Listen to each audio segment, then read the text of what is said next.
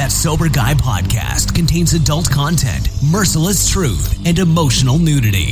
Listener discretion is advised. I'm Shane Ramey. You're listening to That Sober Guy podcast, and we help people stay sober. If it's your first time listening, welcome. I'm so glad that you're here today. Our guest today is Carlos Navarro. And Carlos has a 22-year entertainment career which spans the media spectrum from radio, television, film to commercials, video games, stand-up comedy. His work includes Bloodline, Walking Dead, Red Dead Redemption 2, Madden NFL 20, The Outsider, Identity Thief, Marvel's Hawkeye. On Disney Plus, where he played the villainous role of Enrique in the Tracksuit Mafia. Carlos is also the co-host of the #1 rated Orlando talk show Monsters in the Morning on iHeartRadio's Real Radio 104.1. Lots of good stuff to talk about today. I'm so glad that you're tuning in to join us. Carlos has a great story also of sobriety and his own journey of making some changes and leading his family and just being an awesome father and just doing many amazing things. So we're going to get to Carlos in just a minute. First, do you want to quit drinking for 30 days or more? Hear that often. I want to quit drinking. Man, it's the best decision I ever made in my life. That Sober Guy can help. You can try the Quit Drinking Dude 30-day alcohol-free challenge. That Sober Guy 30-day challenge features 30 podcasts in 30 days to help keep you accountable, along with discussions, worksheets. We have exercises to help men better understand, number one, why they use alcohol. We explore new ideas, share relatable experiences, and you become part of the Sober Guy crew of like-minded men looking for freedom from alcohol. So you can sign up now by doing that. You can go to thatsoberguy.com. You get $10 off of the Quit Drinking Dude 30-day challenge. One more time, that's thatsoberguy.com. And you can, of course, find more podcasts, resources, meetings, all kinds of stuff by going to thatsoberguy.com. We have everything on there. And then be sure to follow us on Instagram at That Sober Guy Podcast. All the links from today for Carlos's info, all the things we talk about will be in the show notes, so it's easy for you to find. And without further ado, Carlos Navarro, my friend, we're coming together today via digital technology, which I love, from California to Florida. So it's very nice to have you on the podcast, my friend. Thank you for coming on today. Thank you for having me on, Shane. It is good to see you through the amazingness that is zoom, zoom, zoom. I love it. I love your mug. I'm a coffee man myself. I collect mugs, and it is, I fast forwarded. I'm at Christmas time, bro. I'm already there. I'm that guy. My wife's that girl. It's what we do. We're going to become fast friends then, because the best day or the best thing about Halloween is the next day Christmas starts. That's it. Boom. I got the turkey mug I'm rolling with. We will do a little Thanksgiving stuff. The lady likes to still decorate the pumpkins and the harvest stuff. But yeah, dude, Christmas, man, I was listening to It's the Most Wonderful Time of the Year. Yes. Yeah, absolutely, man. Yeah, why not? Good stuff, man. Why not? Well, it goes by so fast. And, I had a thought at one point, like, what if, okay, Christmas time, everyone's happy, everyone's nice, like they're not assholes to each other. What if we were just like that all year long? It's like Christmas would, that should be the vibe, I feel like. Yeah, it's a mindset. Mm-hmm. It's a perspective. And that's why advertisers love Christmas time, right? Because all those little commercials are those little pops of remembering when we didn't have the worries of the bills, and we didn't have the worries of the job, and we didn't have that monkey on our back. We were just wanting toys, man. That's it. And so I think it all connects. And, sadly for some people who had really rough Christmases, I'm sure like this time of year is like, yeah, thanks a lot. But, you can break that cycle too. Oh, totally, man. Okay, so totally random question for you. What is the one most memorable Christmas gift you've either received or given, or a combination of both? I don't know. I know it's off the top of the head. So what do you think? How about this, Shane? How about the meanest Christmas present I ever got? Okay, let's hear that. That's even better, actually. So you're about my age, I think. I'm 41. So 41, yep. Boom. Oh, well, you're going to love this. So the year is 1989. The Wizard comes out starring Fred Savage. Oh, there is a item in there called the Power Glove in there, right? So sick. So amazing. All right. For those who don't know, this thing, the commercial looked as if you were Mike Tyson punching with this glove. Mm-hmm. You were doing uppercuts. You were stopping lasers. All I wanted was the Power Glove, Shane. That's all I wanted. I told my dad, my mom, I want the Power Glove. I want the Power Glove. Being a father now, I could only imagine how annoying I was as a kid. Totally. Yeah. You know, and so all year long, I wanted the damn Power Glove. And we're at the Christmas time, and all the presents have been opened. And I look around, and I don't see a Power Glove. And I'm like, dang. Oh. And my dad goes, hey, there's one back here. And he takes a box out from the back. And I'm like, whoa. And I look at him like, oh, that's the Power Glove. And he hands it to me, right? And when he handed it to me, I'm like, this doesn't look like the box of the Power Glove. But you know what? Dad came through. Yeah, who knows? He's got me. Ready, Shane? Let's hear it. I rip it open with excitement and joy. I pop open the box. It's an oven mitt with a Nintendo controller wrapped around it. Damn, Dad got you good. Wow. But baby Carl, I break it. And my dad grabs the Power Glove that he had and he throws it at me. He's like, shut up. Nice. So he came through after all, but that was a hell of a joke. I love it. Yeah. Dude, I remember that movie. That was a great movie. And yeah, the Power Glove was like, dude, that was, man, if you had the Power Glove, you were the business in your neighborhood with your buddies. Man, that was the thing, dude. But it never worked. It was a piece of crap. It was. Yeah. I remember trying it at a buddy of mine's house. I never had one, but I was like, dude, this thing sucks. Just give me the controller back, man. This is too hard. It's too much. Yeah, good stuff, man. Thanks for sharing that. I love it, man. I love opening it up with some good stories, and especially if it's involving Christmas. I want to get into, obviously, your journey and recovery and just trying to stay sober and being a dad and all that stuff too. I noticed in some of the info you send over too, you're on the board of 2 Little League teams, bro. So I'm on the board of our Vacaville American Little League. I coach my son. It's so much fun. How do you do two though? How do you do two? That's quite a bit. So you know what? I think I'm on several different boards, but I'm only on the DeLand Little League one. I'm just on one, but I'm on several other nonprofit boards. A collaborative corner, which is a nonprofit for kids on the spectrum. Yeah. But the Little League, this is something over the last year that's really come to fruition. I've always loved baseball, but my daughter got into softball. Nice. And man, I'm the assistant coach now. And I love it. I love it so much. Baseball is like my first love. And my daughter she's 11. So it's like this just total awakening inside of her of like being this confident young lady. And I just love it, man. I really wasn't expecting to kind of do what they asked me to do. And once I started, I was like, oh my gosh, this is so great. So much fun, dude. Watching them play, being there. I swear, man, we're living like parallel lives, bro. Like my daughter's 12. I'm assistant coach on her softball team, girls fast pitch. We just had our first loss actually last night by the team. Okay, we are living parallel because we haven't won a damn game. Well, the team that beat us hadn't won a game. And so we told the girls afterwards, we go, I'm kind of, we're about to go into playoffs, so I'm kind of glad y'all lost tonight because you need to lose and you need to know what that feels like. Sure. And I feel like there's a lot of parallels there just in life in general, man, like picking ourselves up. We've made mistakes. We've done things we're not proud of. We've been through a lot of stuff, but like we only lose when we quit, so it's like, man, let's pick it up and keep going forward. But you know what I realized, Shane, as you're saying that and kind of things I thought of before, like in like you said, your daughter's 12, mine's 11.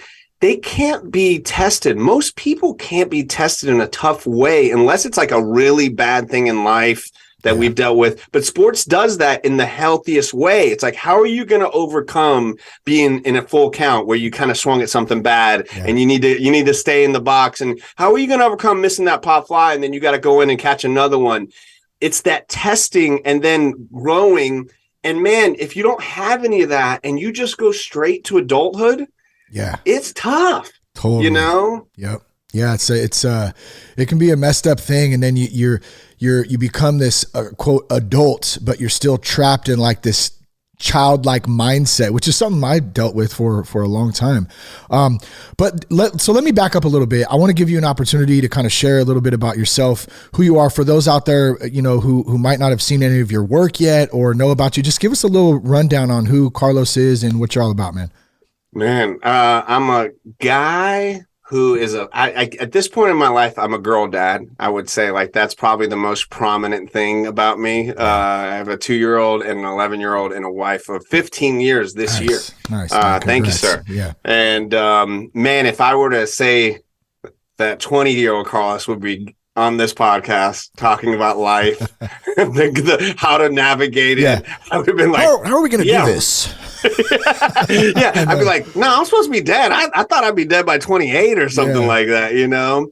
And so, I've been fortunate where I've lived this really fun life of getting into radio early on and being successful with acting in the entertainment world. But it's been through the trials of tribulation of overcoming alcohol, overcoming a pretty bad road of being arrested several times, almost going to jail for a very long time, losing everything, kind of the whole kind of classic sense of the bad road, or maybe the learning road, you know? Yeah. And so here I'm now many, many years sober. I actually can't tell you how many years been sober. I don't have it date. I think it was October 13th.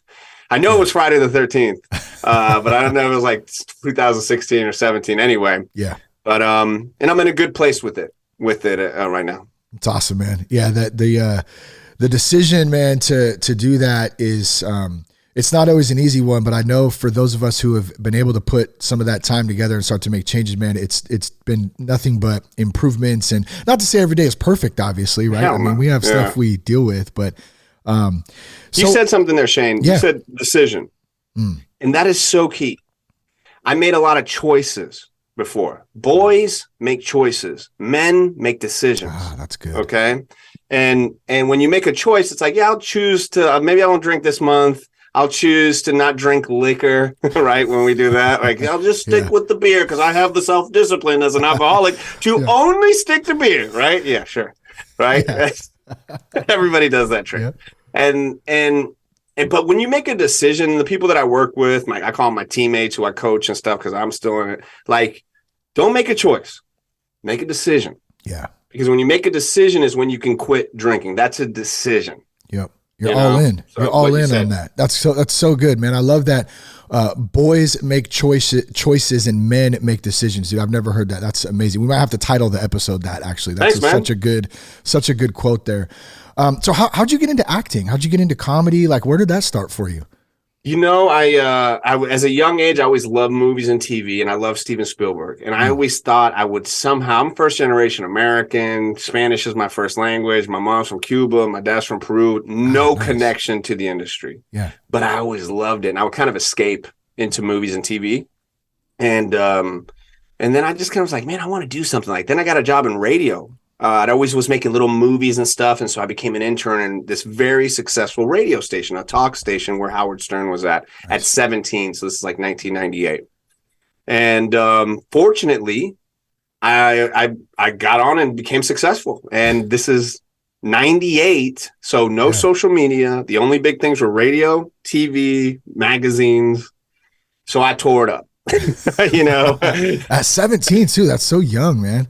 Dude. And the people I was with were hardened alcoholics. Like they were much older and musicians. And so probably like you, it wasn't this conscious choice of like, I want to do, it was like more like, this is fun. And this is like, the next thing you know, I'm in this place of like being arrested for the third time. And it started early on in high school, getting drunk in high school and stuff like that. But to get back to acting, I did radio, and then I took an acting class, and it was somebody that kind of reached out to me and gave it to me.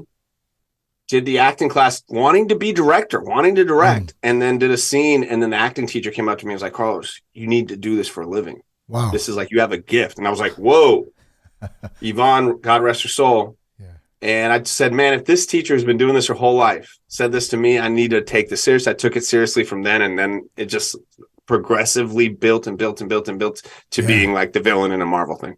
Oh, that's so awesome, man. I love what'd you say her name was? Yvonne Suhor. Yeah. Yvonne, dude. That's so, like, just think about that moment in your life, like where someone took a moment to believe in you and to speak into your life, bro. And it literally changed your whole life. It's so 100%. Yeah. Shane, I remember taking the class and kind of blowing off the class. I was like, I'm not going to be an actor. I will do a direct. I'll probably do it. And every week she would ask, who wants to be a professional actor? And I would never raise my hand. Really? All the other nerds in the classroom. Me. And so after like one of our final scenes, that's what it was. And I can remember it to this day. Done scene. Her coming back to Carlos, getting down on her knees, putting her hands on my lap like this and looking directly at me and saying that. And I just remember like, whoa. Yeah.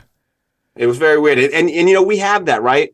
We have that. Everybody has that ability. You don't have to be an amazing acting teacher or some mentor. You could be in Target walking down and say, hey, I love that shirt, man. That's show somebody that they're seeing. Yep. You know, I love that. And that's, I didn't start to think about that because, as when we're kind of stuck drinking all the time and being assholes, we're so selfish. Like I never thought of really, I wasn't like a total prick, but like, I was always worried about me, and the more I grow and continue to go on, family, just life in general, I'm learning how to be better at that daily, like how to step out and, cause sometimes too, it's like, well, I don't want to say anything. You think I'm, like he's gonna think I'm weird or whatever, or something like that. But it's like, man, it's okay to speak into people, man. And like we actually, when we do that, it actually helps us at the same time. We don't even know it. That's the trick. Yep. That's the crazy trick is when you actually, put it like you said, you speak to somebody's soul, and it can be small, it can be a grand level.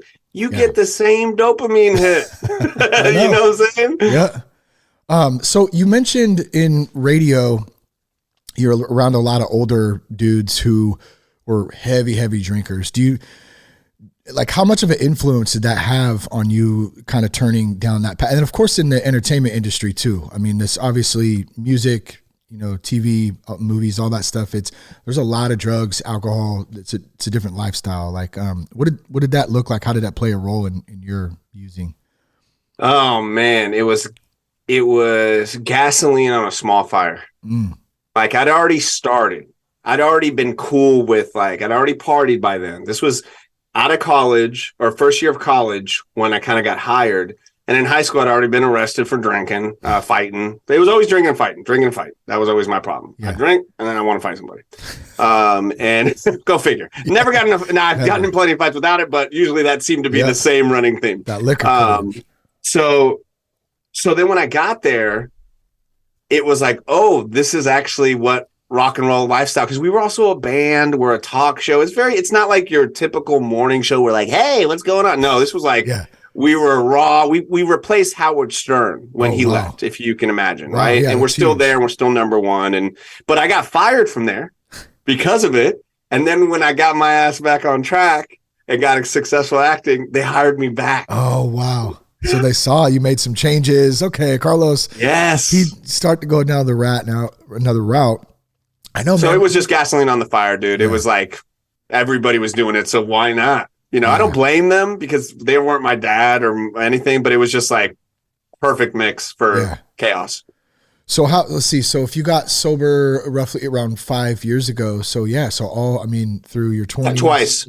Oh, had to do it twice. Yeah, I had to do it twice. So the first time when I got really in trouble was for fighting an old friend. That was St. Patrick's Day. We're all really sober on St. Patrick's Day. Oh, yeah, totally. That's what you do. The prime example, the promotion that I got arrested, we did the morning show. We were there at 5 a.m. drinking. I got arrested in that same place at 3 a.m. Wow. So all day long. It's a long day. It's a long day. Yeah. And so then pretty much after that, I was fired, but for a lot of different reasons. And then for a long break, that was my humility time. That was, I would say, 7 years where I was acting and I was still booking stuff, but I was in the eyes of Orlando, where I'm from and where the show is, it was like, you were forgotten about. You were a loser. You messed up the gig. I was in the street drunk thinking I was right, that I fought this guy, that sad feeling, and then it wears off and you're like, oh shit. Yeah. So then I quit for a long time and I actually got back on the radio. And my wife and we were kind of like, I never even asked to drink. It's like, well, you want to have some wine? We'd gotten kind of away from it. And then, just like every other alcoholic, you give me an inch, I'll take a mile. And it wasn't till, so it was about 2 or 3 years. and I totally screwed it up, and I almost lost it. I was that close. Dang. And boom, I quit, thankfully. Yeah. So what do you think was different about the first time versus the second time? Was it just a maturity thing? Did you get in more trouble? Like, what was that? Yeah, I think the first time I didn't have my first child yet. I wasn't married yet. I was still, in my eyes, young, my mid-20s. I'd worked things out therapy-wise. I was in a good place. And it was kind of like, well, you know what? And I really wasn't one of these people that was like, I got to drink, or I didn't have those physical urges. I wasn't that kind of classic alcoholic, right? And most people aren't, you know? Yeah. So then when I got back, so this is actually, I really wanted to be on The Walking Dead. I always wanted to be on The Walking Dead. I auditioned for 5 years for The Walking Dead. Really? And they kept asking me. Okay, this is a crazy thing. For your audience, especially, I want to relay this message. My wife, God love her. You quit drinking alcohol, Carlos, I bet you'll be on The Walking Dead. You quit drinking, I bet you're not going to be rewarded for it, Carlos. You'll mess it up. Okay, okay. And then the night happens where I do a show, I get drunk, I call her up all the time, come pick me up, whatever. And it was like, listen, blowout fight, I'm leaving your ass. I'm done with this. Is 2016. This is like, my kid's already there. We never fight. This isn't like a normal thing. And I can remember slamming the cabinet and just breaking down, calling somebody. Like, I knew that was my lowest point. Yeah. And I breaking down. And I called just the most random person I would have, like a friend from work, and just threw up all over her and called my wife. And I've never had a drink since. And then I went ahead and booked The Walking Dead about 2 months later. Really? She was right. Guess what, Shane? Guess what the first party was when I walked in, the opening night party? What? All the wall top shelf liquor. Oh, damn. What the hell do you think I would have done if I would have been drinking then? Oh yeah, you'd have ruined it all. All of it. Yeah. Yeah, it is pretty crazy what happens when we go back to that start of the conversation, that decision. We make that decision and we say, okay, I'm done. I'm all in. There's no wavering. There's, I don't know. It's something switches, because I had that too. Like I had tried many times to stop. And I would always go back. And then there's got to a point where you just become so desperate, and you see how you're like, I always felt like God had something more for my life, but I was just stuck in this place where I could not connect spiritually or find it, because I was so just dead inside, And that's not a fun way to live. I mean, the shit's poison. Let's just think about it like that. It's literally poison, and you put it in your body, and man, dude, it does something, to people, and it affects people differently. But in any case, so you quit, you make that decision, you get on The Walking Dead, and that was in 2016 or right around there. Yeah, that was like in 2016. It was pretty shortly afterwards. It was pretty crazy how quickly it happened, So,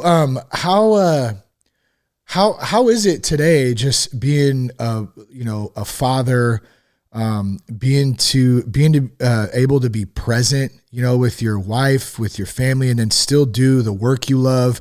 I mean, obviously you kind of already made the point, like none of that would really be possible for you with alcohol in the mix, and, what is that like for you?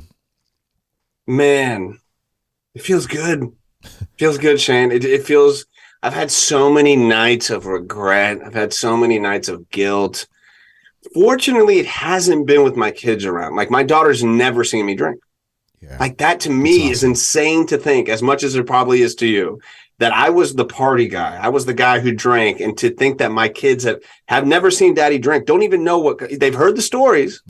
Yeah. Because you can't hide that, right? Like, The Obstacle is the Way is a great book that I love, that talks about how do you figure out an obstacle. Man, you have this too. All of us may be listening to this podcast. I had a crazy ass life. A lot of things I'm embarrassed about. Yeah. A lot of things I regret. You type in me in Google, you can find the rest, and my daughter can find that. So the best feeling is that she doesn't look over at daddy and he still has that drink in his hand, right? Yeah. Redemption. You know, that's the most vindicating, best feeling. But I tell you, it's hard sometimes, man. Like, we have segments on the radio where literally the greatest liquors in the world come in. Like, the Mexican ambassador comes in, like, this is the greatest tequila in the world. I swear, it just happened the other day. This is a $15,000 bottle of tequila. And my boys on the show, they're cool, but they still drink. They don't have to quit, right? You know, I got to leave the room sometimes because, you know, that little smell. And I'm not a fiend, and I know you aren't either. Yeah. But, man, something like that, you know, screw it. Let's go.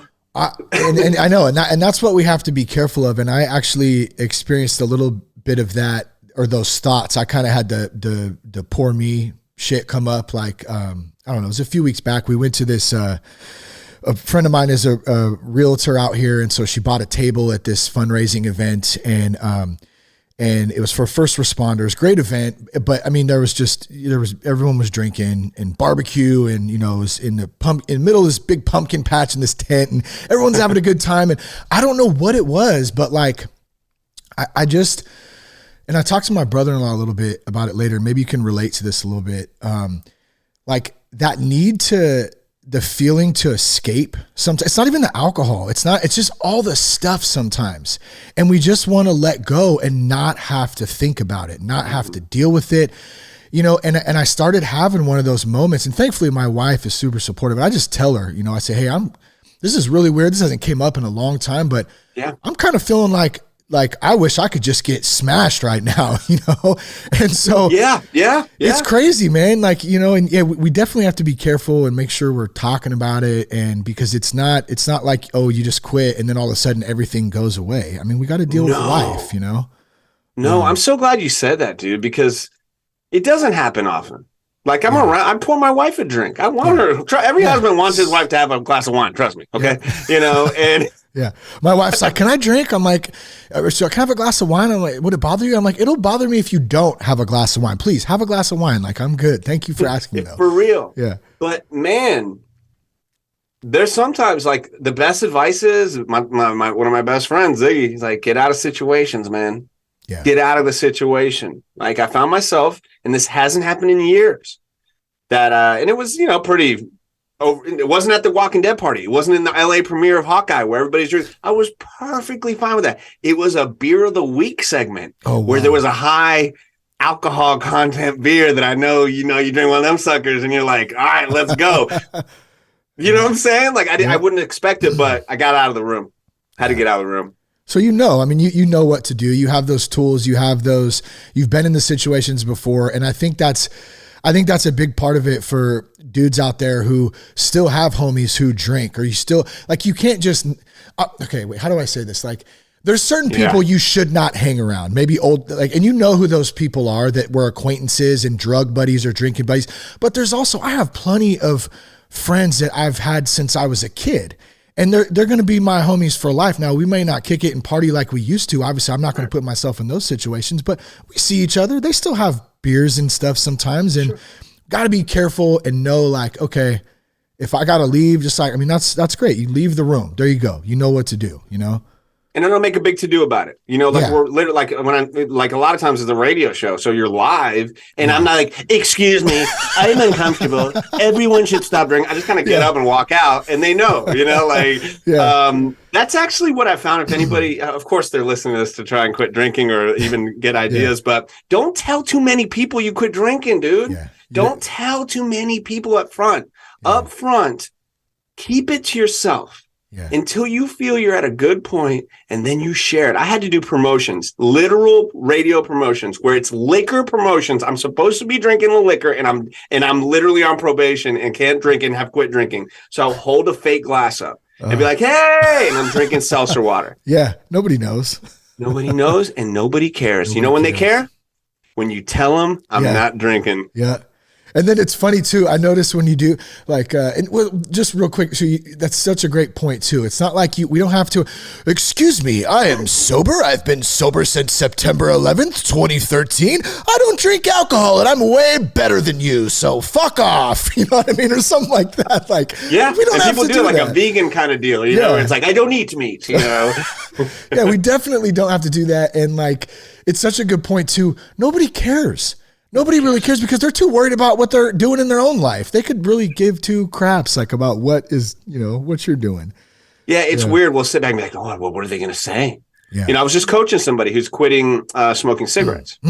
And I said the same thing. Don't tell anybody you're going to quit smoking, especially cigarets. Oh, my God. You go out to smoke a cigarette.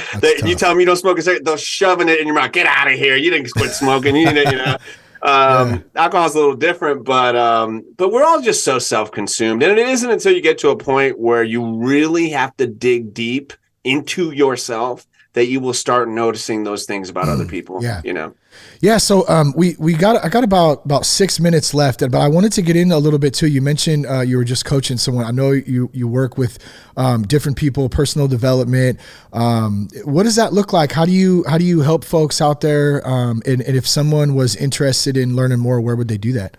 Oh man, thank you for asking. I've found that people's anxiety and stress really comes from the lack of diving into their passion. Most people will stop any passionate drive before they take their first step. It stops in their mind. Yeah. So let's say you're an amazing accountant, but you know what, man, I always wanted to play guitar. I've been able to do that with my life. It was difficult, but I've always maintained. And so I've relatively been pretty happy. And I found that if you're able to really consciously think about your life and figure out what it was that made, what we talked about earlier with the Christmas, like the kid, what was it when you were a kid that you loved? Oh, I wanted to be an animator. I wanted to have my own business. I wanted to be, find that and navigate a path to fulfill that, which in turn relieves your anxiety and stress. It's called the Passion Project Coaching. So, so good. It's gone great. And I can't wait to continue to grow this kind of methodology. Yeah. Yeah, it's so good. It works. I know from personal experience it works. And that's what I try to help a lot of dudes understand too, is like we start getting older, we start getting responsibilities, we get families, we get jobs, and then we go, oh man, like for me, it was like, I really wanted to surf back in the day. I never did it. And you just stop doing stuff. Cause number one, you're scared to fail. You don't want to look stupid trying new stuff. You had this dream, as a kid, and then you just gave up on it. And you got to go do all the shitty things that are not fun and like take care of everything. And it feels like the way to man, dude, it's no way to live. And then what do? We drink about it instead. Boom. Now let me just pour it on. Cause I don't want to deal with shit. Find something you love to do is what Carlos is saying. And it sounds like that you help a lot of people do that. And that's awesome. Yeah, man. Well said. Everything you said is just so true. And people stop that step in their mind. They don't even start the journey. It's all stops here. Yeah. And that just a little bit of filling out and fulfilling that passion. You don't have to win an Oscar. You could go to a community theater. You don't have to be the next Timbaland. You could make music for yourself or friends, and the happiness just is exponential when you get there. Yeah, I love it. All right, last question for you, Carlos. For someone out there listening right now, maybe they're struggling, maybe they've heard this conversation and they're just like, man, I heard a lot of things I relate to. What kind of advice or encouragement, motivation could you give them? Oh, man. Don't give up on yourself. Don't give up on yourself. You're the last person you need to give up on. Yeah. You will always be the last person you need to give up on. Everybody else may have given up on you, but you can't give up on yourself. And take it to heart. Maybe you've given up on yourself and you think, man, I've tried to give up drinking 3 times. Those 3 times don't know about the time when you do it. That's good. Yeah. Okay. So don't give up on yourself. Today's the day. Yeah. Today's the day. I love it. Seize it. Where can folks find you, reach out to you? Where can they follow your work? At To The Top Carlos is the easiest for Instagram, Twitter, TikToking and tacking all over the place. And if you want to go to my website, IamCarlosNavarro.com. We'll take you there, and it fills you in with all you need to know. And I do work with a lot of people quitting alcohol. Awesome. It's not the main focus, but it's weird how quitting alcohol is connected to the main problems of your life, Totally. I have a family member, I have this and that and this and that. I said, hey, what does all that crap have in common? You were drinking. Yes. It is. I think there's an awakening happening. The numbers are showing that people are drinking less.